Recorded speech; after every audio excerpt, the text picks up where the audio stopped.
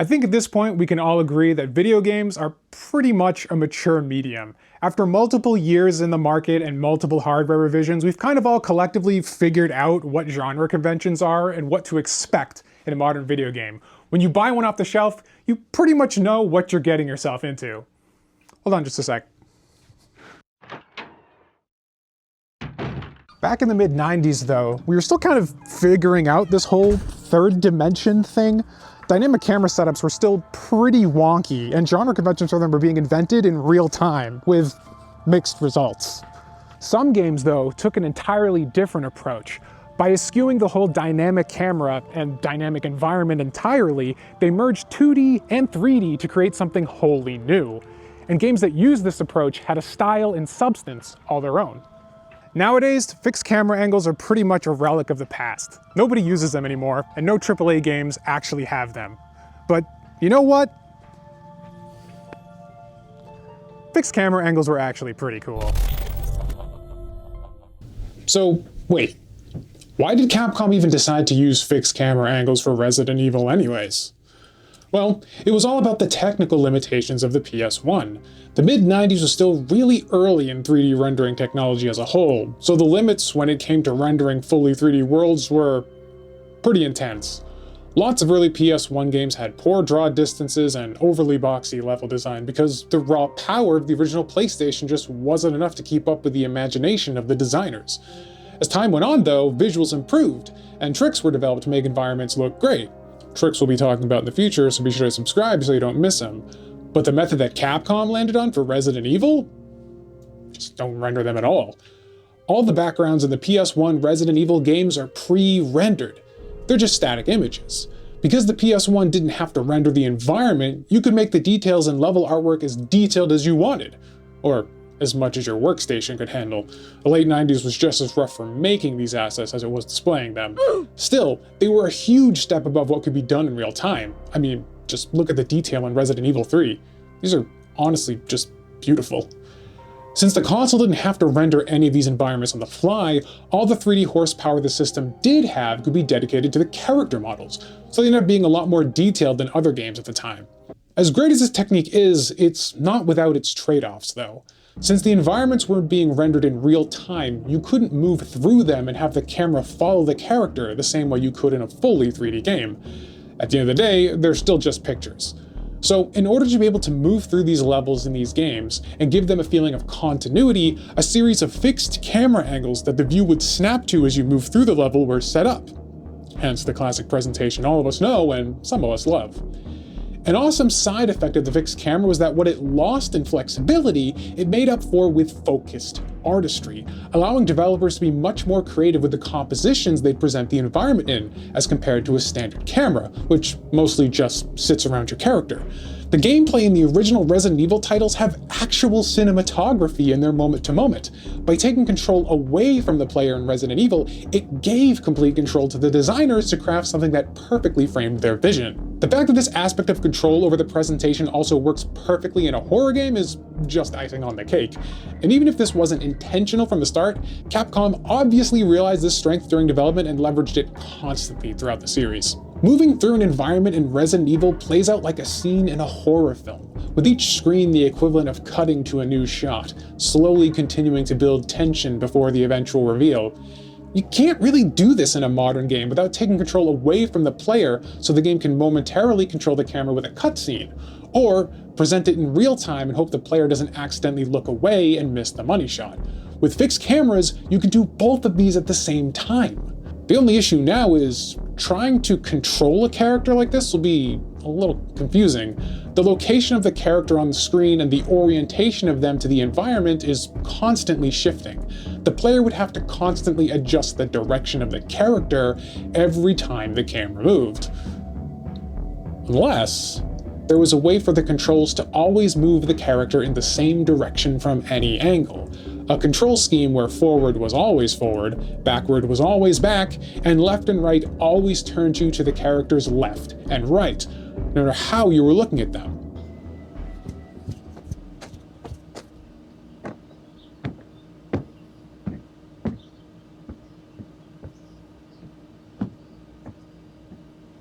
Something like tank controls. Tank controls are seen as even more archaic than static camera angles, but for a game like Resident Evil, they make perfect sense. With the constant shifting in perspective, you want the character to behave in a predictable way, no matter what angle the game is showing the level from. If we dropped in standard movement here, the character's direction would shift with each camera cut, since modern directional input is actually relative to the angle of the camera. That's why you can rotate the camera in third-person games to kind of steer your avatar around. To see what happens if you try and combine these two systems, check out the original Devil May Cry. While I love that game to death, it actually started life as, funnily enough, Resident Evil 4, so it inherited the fixed camera system of that series, though with fully rendered 3D environments, which Resi had already experimented earlier with Code Veronica. But since Devil May Cry is a straight-up action game, the developers decided a more reactive control scheme made more sense for the combat system, which was absolutely the right choice. The only problem was, whenever the camera angle changed, the player would have to manually compensate by adjusting the direction of the analog stick, otherwise Dante would suddenly veer off in a totally different direction with each camera swap. With gameplay that involves deftly dodging around enemies and avoiding combat altogether, this jarring shift in direction wouldn't be nearly as acceptable in classic Resident Evil titles. The last thing you want is to start avoiding a zombie, then suddenly swerving off to a different direction mid-move as you shift to a new camera cut. Okay, so tank controls, hardware and controller limitations, backgrounds are JPEGs, got it. We got everything figured out except for arguably the most important part. How did all of this actually come together? If all these backgrounds are just glorified JPEGs, how are we having a 3D character move through them like actual spaces? Well, I guess we could build it and find out for ourselves. First, we're going to need a character. Say hello to Izumi. She'll be the player character in the little demo scene we'll be building today. To start, we gotta reconfigure Izumi to have tank controls. Kinda defeats the whole purpose if we don't. Remember that by default, modern game controllers use movement based on an analog stick direction relative to the camera. So we need to change that so that the movement is absolute, like classic Resident Evil games. The vertical axis needs to control movement forward and backwards, while the horizontal axis on the stick will be recorded separately to control Izumi's rotation. So, we do that with some basic tank controls. Let's add some animations off screen to make it seem way easier to do than it actually is, and done. Look at that, already has a Resident Evil vibe. Now, we just gotta tackle the environment and get a camera that will snap to static perspectives instead of constantly following Izumi around. Let's start with the environment itself, since that'll determine everything else we need. For the sake of speed, I'll be using this great street scene I downloaded from BlendSwap as a base for the pre-rendered background. Shout out to Amarius for letting the community use it. With this scene open in Blender, we can then move our camera around and pick out a couple of shots that look good as potential background images and place a virtual camera at each location. Once we have the shot we like, we render out each one as an image file. To keep this example project simple, I'm only going to create 2 angles. Can't even imagine the amount of cameras hanging around in the Raccoon City environment for Resident Evil 2. You know, it would be pretty cool to actually open that file up in Blender and just look through it. I'm sure it'd be a trip to see that in real time from multiple perspectives. It's probably just sitting on an IDE drive somewhere at Capcom HQ. Unless, you know, they threw it out because Japanese game devs were really bad at preserving their games back in the 90s. That's a sad thought. Anyways, as a final little extra, I'm actually going to hide this tree in the foreground of the second image, render the shot, then hide everything else except the tree and render that out separately. Resident Evil did this trick all the time, where certain elements in the extreme foreground would help give the static environments a better sense of depth. We can recreate that here with these tree branches. Now that we have our images, let's open them up in an image editor. This step is technically optional, but the images we just spit out are full 1080p images and full color. I want to give the images a bit more of a retro feel. The PlayStation could only handle images up to 256 by 256 pixels, and its color palette was a lot lower than modern computer monitors. So by scaling the images to 256 pixels tall and reducing the color space, we can add a bit of that color banding and pixelation that images on the PS1 had, and the resolution is a lot closer to what you'd expect on native hardware. The last thing we need to do in the 3D scene is set up a simple collision shape that overlaps the areas where our cameras are looking at. For this example, just a simple box will be enough, since Izumi is just going to be walking down the sidewalk, and we aren't adding any functionality like going indoors or up the stairs or anything like that. This will be what controls the collisions between Izumi and the environment and keep the illusion of moving through this space convincing by not allowing her to pass beyond the space where the sidewalk is. Once that's set up, we select the collision shape as well as the camera and export them as an FBX file, a kind of 3D file our game engine can read. Back in Unity, we import the images we set up as well as that FBX file, and we can start putting all of this together. By importing that collision shape and cameras and adding them to the scene with Izumi, we now have a physical space for her to interact and walk around on, and we also have cameras in the exact same location relative to that space as where they were when looking at the original 3D scene.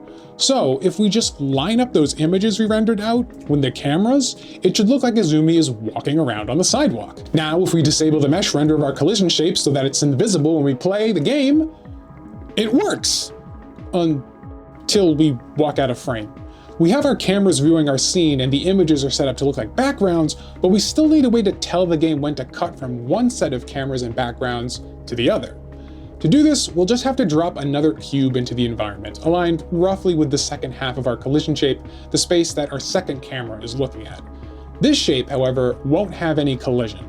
Instead, it'll be a trigger. Trigger is just a way of letting the game engine know when something has happened. In this case, we set the trigger up to fire when Izumi is inside this cube, disable camera 1 and hide the first image, and then enable camera 2 and show the second image, as well as those branches. Once she leaves the trigger, just have it do the opposite. With all this in place, the camera controls for Izumi work just like a classic Resident Evil game.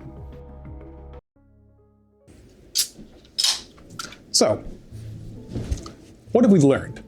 I think the key takeaway from this whole experiment is that fixed camera angles still have an appeal. There's a mood that they invoke, a tempo to gameplay, and a flair to presentation that a dynamic camera angle just can't replicate. The fact that a large portion of the Resident Evil fan community continues to clamor for a return to the classic presentation, even all these years later, is evidence enough of that. We also have lots of spiritual successors and modern revivals of this camera system popping up all over the indie space. It goes to show that there's still life in these techniques, and players will appreciate the benefits they bring. However, I think for the most part, the camera angles don't necessarily need to be emulated perfectly. Pre-rendered backgrounds made a lot of sense on early hardware like the PS1, but nowadays, even modest modern hardware can handle a lot of polygons in real time without issue.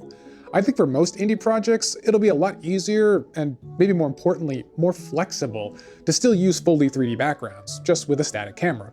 In terms of gameplay, this changes nothing, but it gives you a lot more options to occasionally move the camera if you'd like, or to more easily iterate and change things like camera perspective adjustments to even entire level layouts without having to re-render dozens of images.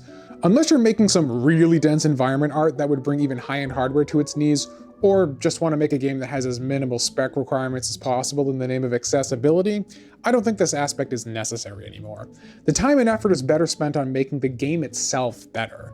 Though, it would certainly be an interesting experiment to see what a modern AAA game would look like using pre-rendered backgrounds. The remake of Resident Evil, along with Resident Evil 0, both use pre-rendered backgrounds dialed up to 11 on the GameCube. Half a decade of tech development allowed for way more complicated environments to be built than what could be done during the PS1 days, and they're still both stunning games even today, especially with the HD remasters on Steam. Just imagine what we could do with a similar setup with millions of dollars in budget and millions of polygons for background. Would be pretty crazy. Hey, thanks for making it to the end of the video. Surprising that you made it. If you did, leave a thumbs up and let me know that you liked this video, or leave it a thumbs down if you thought it stunk, and let me know what I can do better in the next one. If you're curious and want to check out the actual project file that was used in this video, you can check it out in the itch.io link in the description. It's not much, it's 2 screens, but it's there if you want to give it a shot. Fun fact, this video was actually made over the course of almost 2 years, multiple moving of house, and the project file getting completely lost and having to be remade meant that getting this out the door was a little annoying. I have a whole list in my Google Keep of tons of other PlayStation 1 videos I want to make similar to this, covering tons of other topics. I also want to start doing some live streams where we can kind of brainstorm ideas as a community together going forward. So if you're interested in seeing any of that, definitely subscribe, and hopefully we'll see more stuff going forward. I got tons of benefits like watching this video a week early, as well as an extended cut that has a bunch of extra stuff that wasn't in this YouTube version. So if you want to know all about depth maps and some extra techniques that were done to make these backgrounds even more dynamic on the PS1, definitely become a patron. $1 a month gets you access to a bunch of extra stuff. Anyways, that's it. Thanks for watching. This is Pop Strikers. Catch you on the next one.